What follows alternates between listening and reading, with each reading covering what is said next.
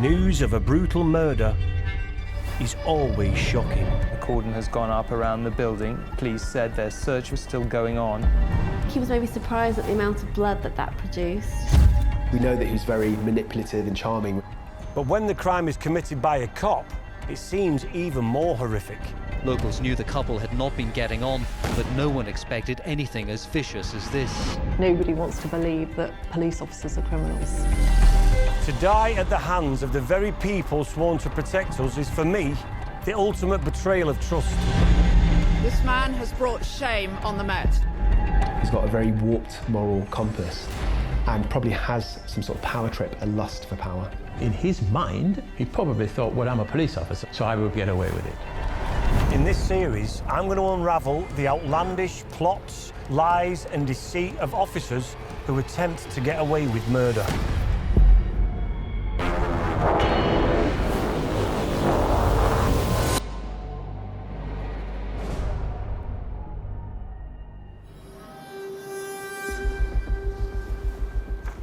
On the 5th of June 2009, Los Angeles police detective Sherri Lazarus reported for work as normal.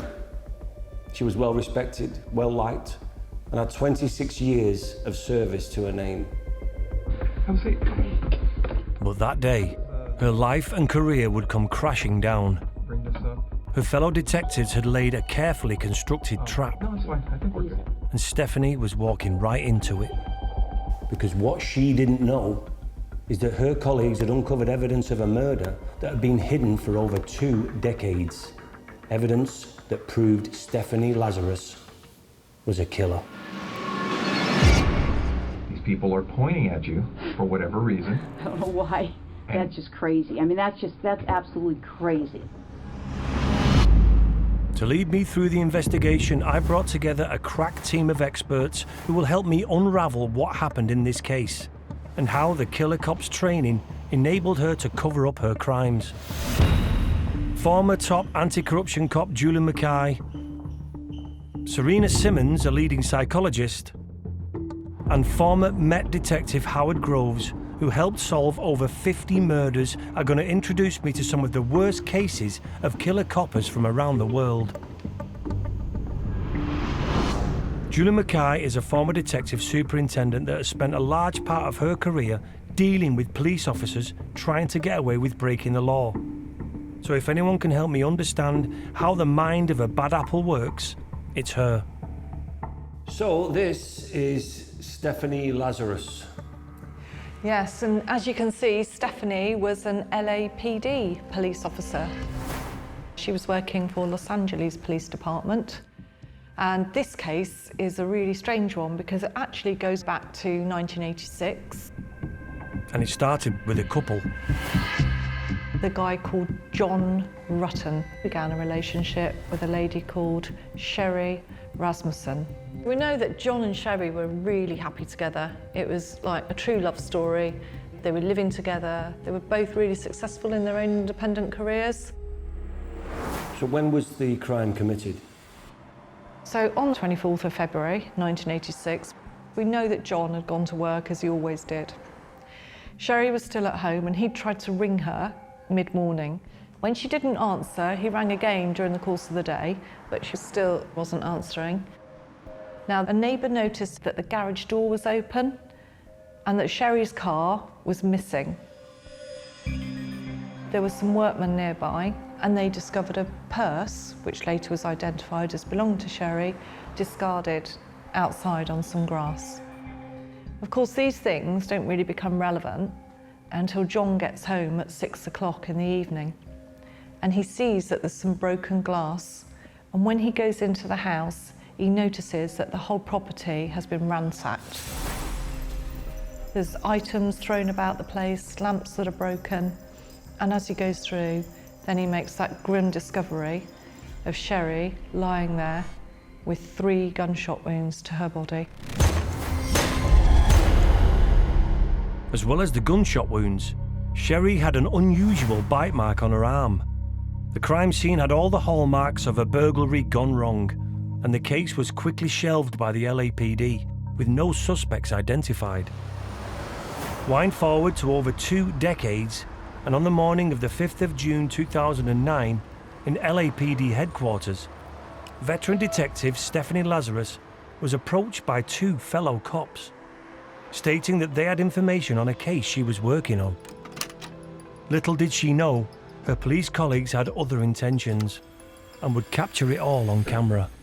Stephanie, I don't know if you know my partner. Hey, great. Hi. Stearns, nice to meet you. See you guys. How's it going? Good. Milling around. Well, have a seat. What this is I didn't want to bring this up in your squadron. You're going to bring somebody in, right? Yeah, well, I can explain the whole thing That's too. fine.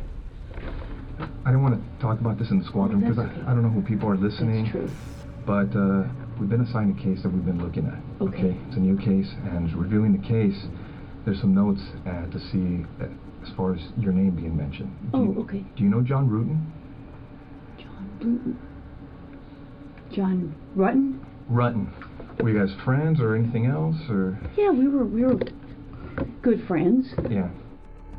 In 1986, John Rutten was a recently graduated engineer from UCLA and had been married to Sherri Rasmussen for 3 blissful months, until tragedy struck. Local journalist Howard Brewer has covered this case in detail. Sherri Rasmussen was a real doll.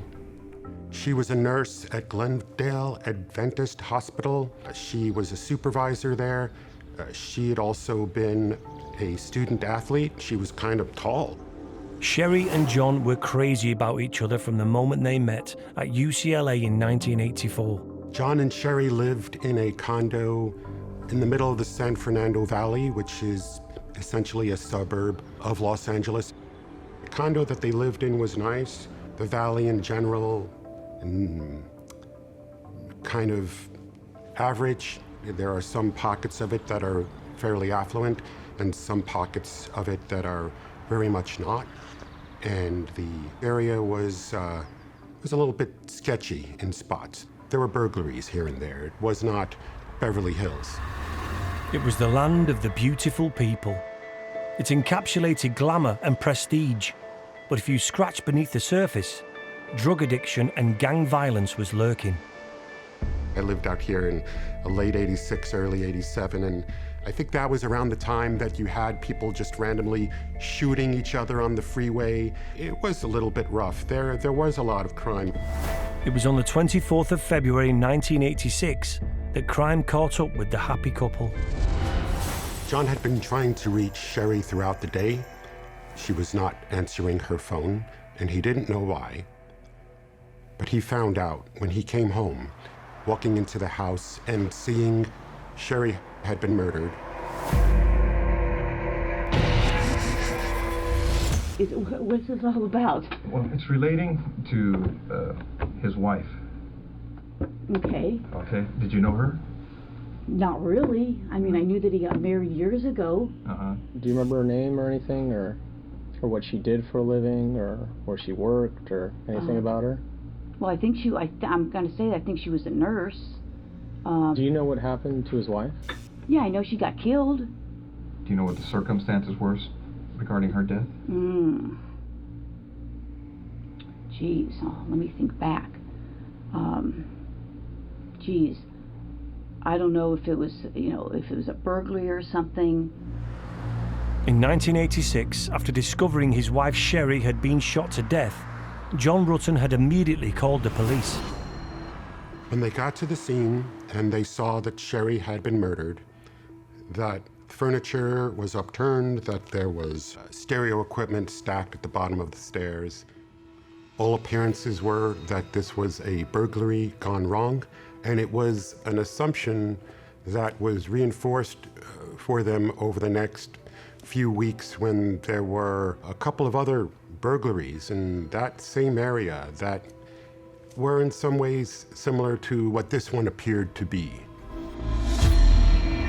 What time of the day had this happened? We know that it was in the morning because the fact that the car was missing from the garage at about 10:15, the purse is found discarded outside at about midday. And Sherri was still in a dressing gown or nightwear. So she's got up, maybe had a bit of a lie-in or whatever, but she's downstairs. She's certainly not had time to get dressed and get ready to go to work. Sherri was shot dead in the living room, still dressed in her nightgown. The detectives at the time concluded that this was where Sherri Rasmussen must have disturbed the burglars, who then shot her 3 times at close range before making their escape. Using witnesses from other burglaries in the neighbourhood, police were then able to create and circulate a rough sketch of 2 possible suspects. So most burglars, they will go there and they'll take items out and they'll just leave things lying around. So it looked an untidy scene.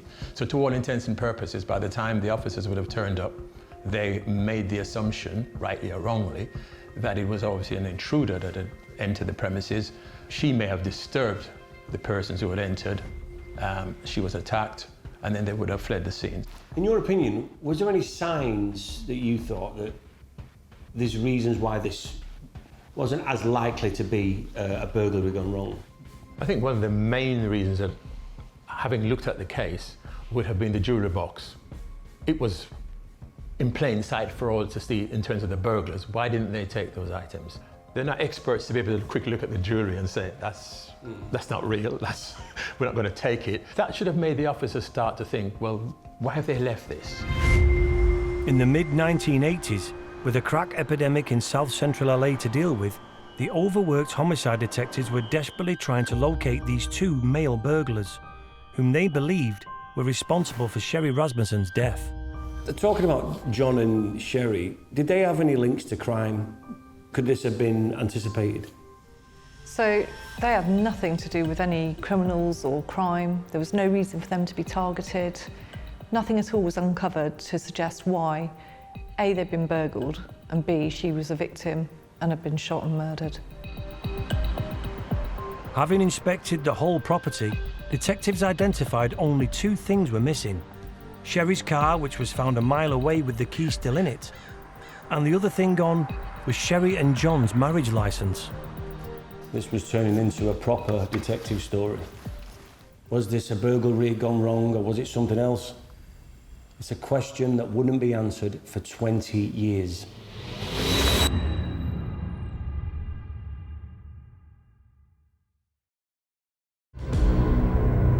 In February 1986, in Van Nuys, Los Angeles, the lifeless body of 29-year-old Sherri Rasmussen was found in her California home. She'd been shot 3 times in what looked like a burglary gone wrong by 2 unknown male suspects. But the murderer had left something on the body. When the forensic examiners were there in 1986, they discovered a bite mark on Sherri's arm. And they could say that happened about the time she was killed. The police officers worked the scene and gathered evidence, like the bullets found in or near Sherri Rasmussen, later identified being from a .38 caliber gun. To talk me through what other evidence was discovered, I've asked former crime scene investigator Alex Izzard for her insight. They looked at the whole scene, and although there was no forced entry, there was a lot of things pulled out and a lot of things looked like they were missing, and the car was gone. So straight away, they wouldn't automatically think it was a murder. But those bite marks on Sherri's arm warranted further investigation, even though DNA analysis was in its infancy at that stage. What gets left behind when someone bites is DNA. So straight away, thinking about how we can use this evidence. So a swab would have been taken quickly and stored in a freezer so that when further down the line, when the technology has advanced enough, we may be able to use it. If we're seeing a bite mark on an individual, it suggests that there was a bit of a personal contact, especially on that particular part of the arm. It would be wrapping around somebody, then biting it. It's an odd act. So a lot of times when you come across bite marks, you have to ask yourself the question, was it a struggle that was taking place between 2 people prior to her being shot, and Sherri is bitten at that point? That swab with DNA from the killer would be securely locked away for over 2 decades, ready for the cold case detectives to rediscover it. Despite biological evidence being found at the scene, the LAPD was struggling. DNA science was still in its early stages. Using it at a crime scene investigation was still just a pipe dream. A year after the murder, and despite the investigation uncovering DNA at the scene, bullets from the murder weapon, and appeals for new information, the case remained unsolved. Fast forward 23 years to June 2009, and LAPD detective Stephanie Lazarus is being asked questions about Sherri Rasmussen's husband, John Rutten, by fellow detectives. She reveals that she and John had at one time been close. Was there ever any relationship or anything that developed between you guys? Yeah, I mean, we dated, you know, I mean, what's this all about? Yeah. Well, let me ask you. You said you dated John. How long did you guys date? I mean, what, are you guys, is this something, I mean, you said I was going to interview somebody about art, and how you guys are, here's you know, I don't understand why you're talking about some guy I dated 1,000,000 years ago. Well, let me ask you, what ended the relationship between you and John? You know, it was kind of a weird relationship. I mean, we dated. I can't say that he was my boyfriend. I don't know that he would consider me his girlfriend. And once you guys split, were you guys still friends, or kind of? I mean, we were friendly. Had you ever met his wife? I may have. Do you remember her name or anything, or? Shelly, Sherri, I don't know, something maybe, you know, like I said, it's been so many years, and the only complications with that case was that the officers initially thought that it was a burglary gone wrong, when in fact there were much more sinister reasons behind Sherri's death. Stephanie claimed that her and John Rutten's relationship had ended prior to him meeting Sherri, but it seems Lazarus wasn't quick to let go. Well, like in many real stories, the ending of the relationship between John Rutten and Stephanie Lazarus was not a tidy one. Stephanie tried to play it cool around John, but once she learned that John had gotten engaged to Sherri Rasmussen, she started to unravel. She went to John's mother and said, "I'm so heartbroken over this, and I love John so much." I would say Stephanie was interested in sleeping with John, and then using that as some kind of leverage to try to break up the couple. We know that Stephanie was obsessed with John, and she didn't like the fact he was with Sherri. So she used to use any excuse to go around there and see him, to the point where she was a nuisance and stalking them. You said you thought his wife was a nurse. Do you have any idea where she was working at the time, or? Now that you're bringing that up, I think she worked at a hospital somewhere. And yeah, I may have met her at a hospital. At one point, I mean, he may have been dating her, or I don't know, maybe he was married, I don't even remember. And I'm like, you know what, why are you calling me if you're either dating her or living with her or married to her? And I'm like, come on, knock it off. And now I'm thinking I may have gone to her and say, hey, you know what, is he dating you? He's bothering me. And so I'm thinking that we had a conversation about that. Like at her work, or at their house, or? I'm thinking it was a hospital somewhere in LA. When you said, like, hey, he's calling me, he needs to knock it off, or what have you, I mean, was that civil? Was there, no, there was not. I don't think there was anything. The conversation lasted a few minutes. I can't even remember. And what is it like, we went out to lunch or anything. Right, but there was no, like, arguments or fights, or it didn't get heated or anything like that? Not that I recall, no. I mean, I would think that would stand out. So you didn't have any problems with her then? No. You didn't have any issues with her? No, I mean... Despite her protests, back in 1985, a year or so before the murder, and with John and Sherri becoming ever closer, Stephanie did in fact visit Sherri at the hospital where she worked to confront her over a relationship with John. There was a very heated argument at the hospital. I believe there were moments where it got a little physical. Security was called to escort Stephanie out, and for anyone who was looking for it, we saw a hint then of what might come next. In 1986, at the time of the first investigation into Sherri's death, Sherri's family pushed the detectives to look further into Stephanie Lazarus. They knew the LAPD cop had been in a relationship with John before Sherri came on the scene and had visited the couple at home prior to the murder. When Sherri's father put all this to the detectives, he was told that he had watched too many cop shows on TV. It's too bad that the detectives didn't take more seriously information about Stephanie Lazarus coming over to the couple's condominium in the weeks and months before the murder. But it didn't seem like a whodunit to them. And Stephanie Lazarus at the time was kind of out of the picture. She was old news. She was an ex-girlfriend, she was an ex-lover. By most accounts, there was some interaction, but there are so many stories where the murder is preceded by a lot more erratic behavior by the perpetrator than what we had here. The more I learn about the Stephanie Lazarus case, it's just absolutely shocking that she was never considered a suspect.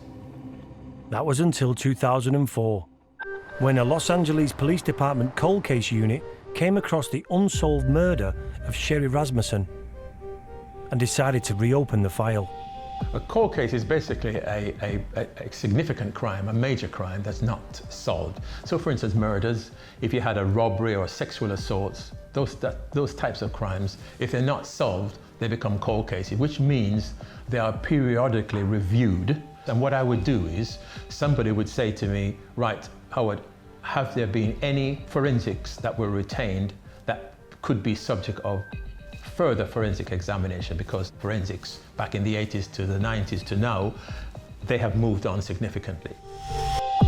And now, that 2 decades old swab taken from the bite on Sherri Rasmussen's arm would become crucial.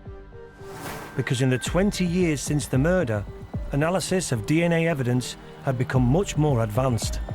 So cold case was opened and the test tube that was found at the back of the freezer was tested in 2005. And they would put it through the database, the national database, to see if there was any hits of anyone that had already committed a similar crime throughout the database in the US, and nothing came up. But one interesting thing that was discovered in this test was that the DNA was left by a woman. This was a bombshell. Made the original story of burglary gone wrong look like a tragic mistake.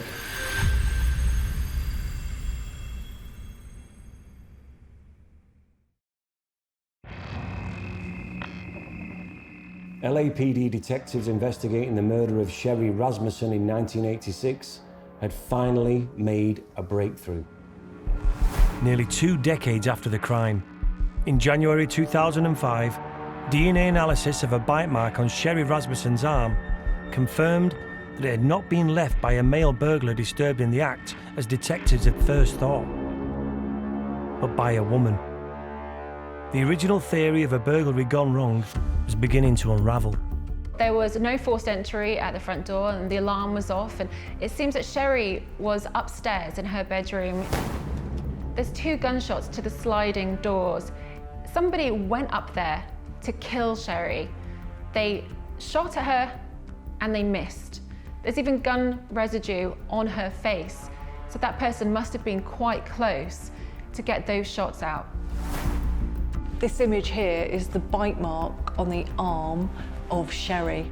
She's there in her nightgown and there's a bite mark there. Quite possibly there was a bit of a struggle.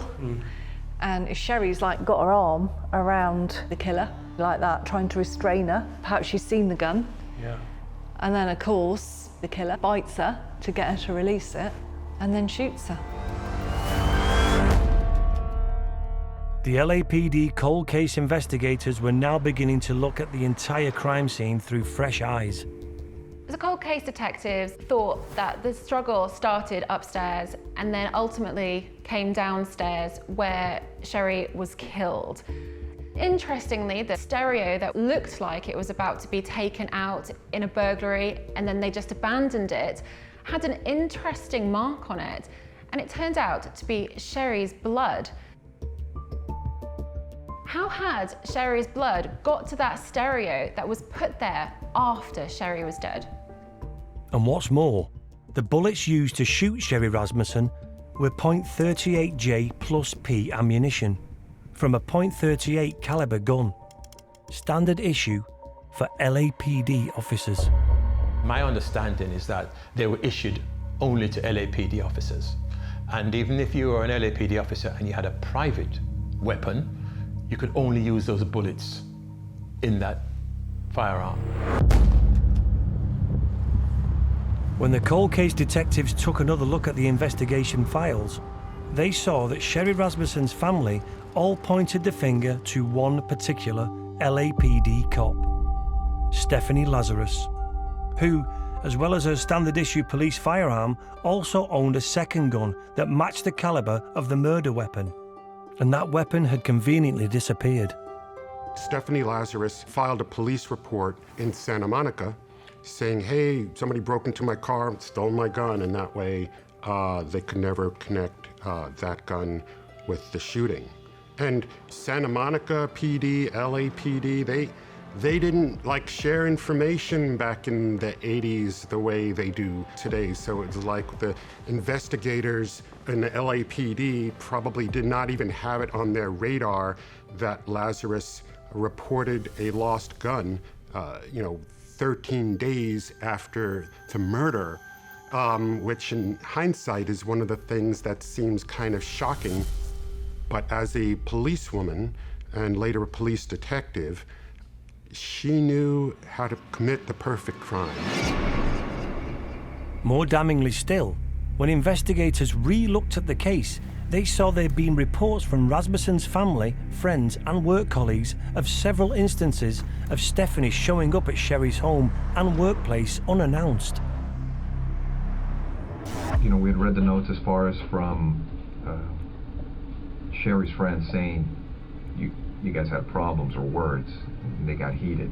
An incident at her work had occurred, and they've also told us that an incident at her house occurred. That's just not sounding familiar at all. And this is an incident where you showed up, you weren't supposed to show up, and things got heated. At his house? Yeah. That just doesn't sound familiar. Now you're saying not familiar because it's just Well, you remember, or Well, it's just... you know what? I'd have to say I don't remember, because I don't remember. That doesn't sound familiar. I mean, would you remember something like that in your life? Well, I would think, but... Did you ever fight with her? You mean like we fought? Yeah. Did you ever duke it out with her? No, I don't think so. I mean... You'd remember that, right? That would be pretty... Yeah, I would think so. What are they saying? They're saying, okay, I fought with her, so I must have killed her. I mean, come on. I mean, it's insane. If it happened, I honestly don't remember it. That's all I can tell you. I mean... This is fascinating. It looks like Lazarus had planned an almost perfect crime. And using her police know-how, she'd thrown the cops off the scent for over 20 years. As it becomes apparent that Stephanie's a suspect, they then start looking, the investigators, as to what indicators are there that a police officer has done this, and understanding her movements on that day, as well as what she would have known about Sherri and John. So she's taken trouble to cover her tracks. She knows Sherri is on her own on that day and John is at work. Although there is some broken glass at the scene, what she didn't quite do well enough was make it look like it was a forced entry. She's gone there on her day off. She's used her own personal weapon, albeit with the police ammunition, to commit the murder and then got rid of it, because she knows if she used her own weapon, police weapon, then there would be questions about where that had gone if she had to then get rid of that one. She's been aware of the fact it needed to look like a burglary, another crime, not the murder. And also the fact that, certainly in 1986, men were suspected of committing burglaries, not women. And certainly, very few women who are cops kill. As the cold case investigators ramped up, detectives searched the California firearms database. And there, on an entry dated 9th of March 1986, 13 days after the murder, was a record of Stephanie Lazarus reporting a .38 caliber revolver having been stolen. This clue had been waiting to be found for 23 years, but no one had looked for it. The evidence was stacking up against Stephanie Lazarus, but it was all circumstantial. They knew the secret to solving this case was in her DNA, and they had a plan to get it. By chance, Lazarus's office was located next door to the very cops now investigating her. Detectives were given special authorization to acquire a DNA sample surreptitiously, using the LAPD's internal surveillance unit. They either needed to clear their fellow officer of the crime or take a murderer off the street. Investigators followed her to a big warehouse store, and Stephanie got a soda, and the detectives watched her throw the soda can in the garbage, and then they went over, they picked it out of the garbage, they grabbed the straw, and now they had their DNA evidence. Her saliva. They took this DNA evidence from the saliva, they compared it to the saliva from the bite mark, and finally, years later, they had a match. They knew who had killed Sherri Rasmussen. The DNA was a match for Stephanie Lazarus. The decision was made to get Lazarus into a secure area of the police building, an area where all visitors, even cops, were forced to hand over their weapons. They were taking no risks with their suspected murderer. I've asked psychologist Serena Simmons to talk me through the footage and what might be going through the mind of Lazarus as the interrogation progresses. She doesn't know why she's been brought in at this point, but it's all been done under a friendly guise of, can you just come in and we want to talk to you about the case. Now what's interesting here is that to go into this room she had to release her weapon, and that was one of the main reasons that she was asked to go into this particular space. But what we can see here is that the officers are very, very clever in terms of how they've approached this. They're very, very friendly in their demeanour. They don't seem to be of any threat to her. So she goes in very, very unaware of what's about to happen. And it's why they've really set the scene well for what they then go on to ask her. Do you know John Rutten? John Rutten? Rutten. The police officers have done something very deliberate. They've mispronounced his name. So they've said John Rutten when they know it was John Rutten. They've deliberately done that to make her feel more at ease. She feels comfortable being in control, and that's how they want her to feel at this stage, because the more in control she feels, the more information she'll divulge. Was there ever any relationship or anything that developed between you guys? Yeah, I mean, we dated, you know, I mean, what's this all about? When push comes to shove and they kind of divulge a little bit more information there, she says, yeah, we dated in a very flippant way, when we actually know that it was quite a significant relationship. She saw him for 4 years, for example. They would go on holiday together. So she's not really conveying the significance of their relationship, so she's deliberately withholding the truth. Do you know what happened to his wife? Yeah, I know she got killed. So this is the first time that there's reference to Sherri being killed, and this is the first time that Stephanie verbalises for herself the fact that she knew she was murdered. Now this must have been an incredible shock to her to actually have to verbalise this and say this out loud, and so this is a really pertinent point in the interview. I mean, if you guys are claiming that I'm a suspect, then, you know, I got a problem with, you know, with that. Okay. Okay? So, you know, if you're doing this as an interrogation, you're saying, hey, I'm a suspect. Well, now I got a problem with, you know, now you're accusing me of this? Okay.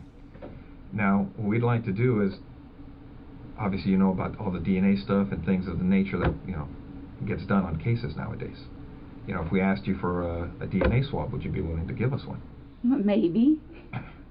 Because now I'm thinking I probably need to talk to a lawyer. Okay.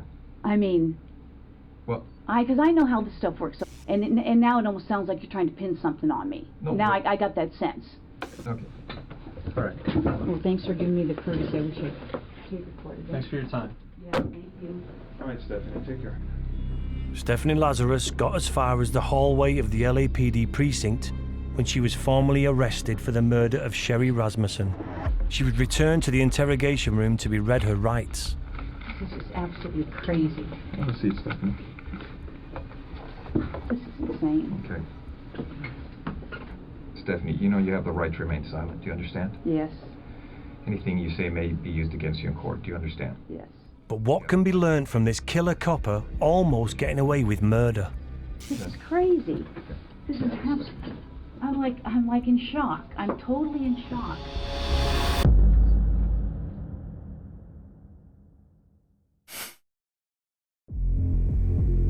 Over 2 decades later, damning DNA evidence discovered in a bite mark on Sherri Rasmussen's arm was matched to Stephanie Lazarus.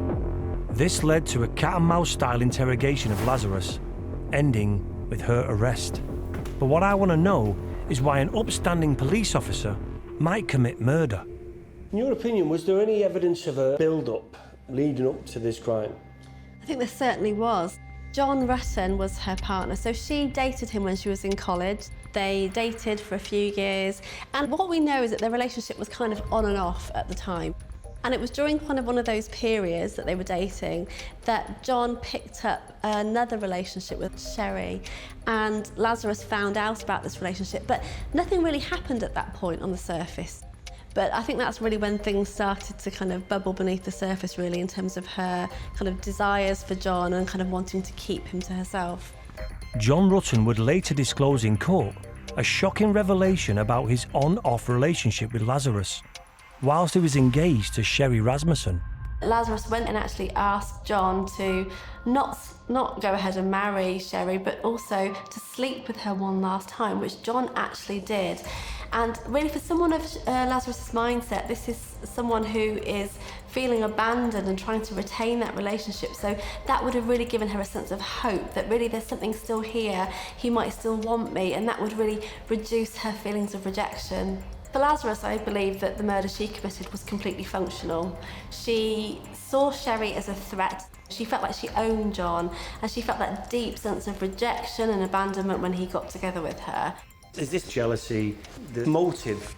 Yeah, so when women do kill, typically in these situations, it is for the reasons you've said, so acts of jealousy. Sometimes it's for financial gain. Once she'd got rid of the person who she felt was a threat, which was Sherri, a lot of that upset, I imagine, dissipated for her, because this isn't someone who's committing murder over and over again. This was a functional act. So I think that after she got away with that, she would have felt a deep, deep sense of relief. Stephanie Lazarus had worked as a diligent and well-liked cop for decades and had progressed from a beat cop driving a patrol car to become a highly respected detective in the LAPD's art fraud department. But now, all that was in tatters. Thanks to the DNA evidence discovered on Sherri Rasmussen's body, Stephanie Lazarus was about to face justice. This case is a perfect example of how far we've come with technology. When this incident occurred in 1986, surprisingly, it wouldn't be that long until the very first case of DNA fingerprinting, as it was called then, was used in a court case, but it would be years until it was used regularly enough. Now, coming so far forward, we can exactly pinpoint the suspect with millions and quadrillions of chances that it could be someone else. And even though this piece of evidence was found in the freezer and it could have been deteriorating, we now know that that's not the case because of how far we've come with technology and science. All we need is the smallest drop of DNA that we can actually find the suspect. Stephanie Lazarus finally went on trial in March 2012, over a quarter of a century after she'd murdered Sherri Rasmussen. Despite the overwhelming case against her, she pled not guilty. So, what would her mental state have been living with the fact that she knew what she'd done? When we look at Lazarus's behaviour over the years after the event, she goes back into kind of the normal ebb and flow of life. So she starts another relationship over time, she starts to rise in the ranks of the police. So she seemingly is able to compartmentalise that part of her life. That's something that I did, no one knows about it, no one has to know. In March 2012, Stephanie Lazarus was found guilty of the murder of Sherri Rasmussen. It only took the jury about a day to convict Stephanie of first-degree murder. She was sentenced to 27 years to life in prison and will remain behind bars for, I believe, at least another 12 years before she's eligible for parole. It's 2034, something like that. The sentence handed down to the disgraced cop was the maximum that could be given under California state law and reflected the 23 years of deceit that allowed Lazarus to almost get away with murder. So Stephanie got 27 years. When it comes to sentencing for murder, is there a difference between the UK and America in their sentencing and how long you get for murder? Is there a difference? Yeah, so the UK's got really strict sentencing guidelines that the judges have to adhere to, and there's all sorts of things that can influence extending it, aggravating factors. The US, as we see in the news, is completely left afield, and often they give sentences that are clearly going to be far longer than anybody can ever live. And they too will have their sentencing guidelines, but they are a lot longer than the ones that are ever given out in the UK. But the question remains, why did it take so long to bring this police officer to justice? There have been many unsubstantiated rumours over the years, one being negligence by the LAPD detectives in 1986, all too keen to ignore the evidence which pointed to one of their own. Incompetence is something that nobody would want to be labelled with, but if you realise that you've made a mistake, sometimes it's just best to put your hands up and say, we've made a big mistake here, let's try and... They could have done that 5-10 years before, not 23 years. Yeah. Just think of the family, because for me, look at the stress that family would have gone through. Yeah. One, they didn't know to start with who killed their loved one. It would appear that the police were dragging their feet at different stages, didn't want to identify who they may have thought was a possible suspect. Imagine if you thought you knew who the suspect was, and that person was still doing their job, going about their daily life, and it's not till 23 years later that that person is the one who then gets charged and is in the box and gets convicted. What does that say for that organization? What message does it send to the public at large?